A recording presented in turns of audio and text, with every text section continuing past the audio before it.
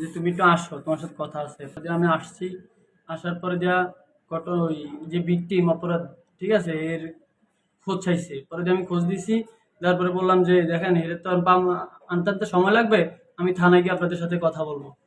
পরে দিয়া ওনারা বলছে আচ্ছা ঠিক আছে। বলার পরে দিয়া উনি আমার কাছ থেকে অনেকভাবে আমার পেছায় গোছা ধরছে। ধরার পরে দিয়া বিভিন্ন ভাবে আমার এমন ভাবে পেঁচা ধরছে যে আমার এখান থেকে যাইতে দেয় না, যে এখন নাকি আমার সাথে থানা নিয়ে যাইতে হবে, থানা যাইতে হবে।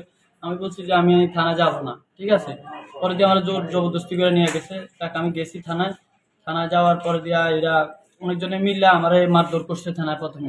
প্রথমে আমার নিয়ে গেছে থানায় নিয়ে হ্যাঁ ওসির রুমে, ওসির না, একটা রুম আছে, এক্সট্রা রুম আছে, ওই রুমে নিয়ে গেছে। হ্যাঁ ওনারা 4-5 জন আমার একজনের কলার ধরে টানাটানি লাগা দিচ্ছে, যে আমার বুকুর প্রথমে ছিঁড়া আছে, ঠিক আছে। এরা টানা হাসরা করে আমার ইচ্ছা মতো মারছে, বন্দুকের ডাঁট দিয়া আমার পেটে মেটে দিয়া।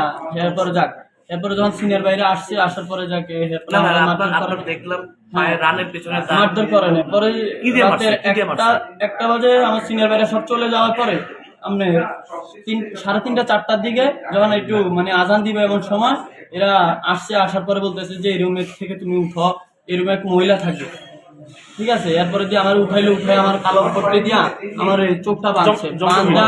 এরপরে আলু নিছে, আলু নিয়ে মুখের মধ্যে আলু ঢুকাইছে, আলু দিয়ে আমার জোরে ঘুষা দিয়ে আলু একবার ভালো মতো মুখে ঢুকাইছে।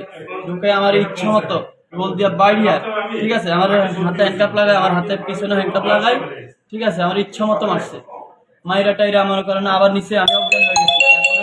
তারপরে চোখে পানি দিছে, চোখে মুখে পানি ডালিয়া দিছে। পানি ডালা দেওয়ার পরে আবার উঠাইছে, উঠাই আবার মারছে।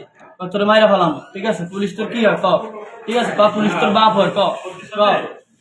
এরকম ভাবে টর্চার করছে অনেকক্ষণ। এরপরে আমার এই গাড়ি দুটো হচ্ছে, গাড়ি দুটো নিয়ে ঘুরে ঘুরে আনছে, ঠিক আছে। ডাক্তারের কাছে নিছে, নিয়ে বলতেছে যে আমাকে বড় অফিসার ওনার কাছে সব ঘটনা খুলে কি হয়েছে, ঠিক আছে। তোরে আমরা মারছি নি, হ্যাঁ। আমি কি না, এরা আমার মনে করেন অনেকভাবে টর্চার করতেছে, বলতেছে তোর মতো একটা ছাত্র পোলা মারে ফেলালে কিছু হইব না। এরপরে আবার আনছে, আবার আইনা আবার মারছে, মাইরে টাইরে করতেছে যে তোরা আবার মারমো, ঠিক আছে।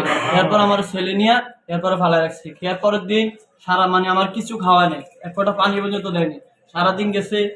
এরপরে দিনের 4টা বাজে আমার চালান করছে। এর মধ্যে দিয়ে আমার সাথে কারোর সাথে দেখাও করতে দেয়নি। আমার এই যে মায়ের আমার হাতে একদম হাতের আঙ্গুল সহকারে আঙ্গুলের মধ্যে বাইরে ইচ্ছা মতো। আর লাগবো না, ওই করে পোস্টমর্টমের জন্য 2 যথেষ্ট।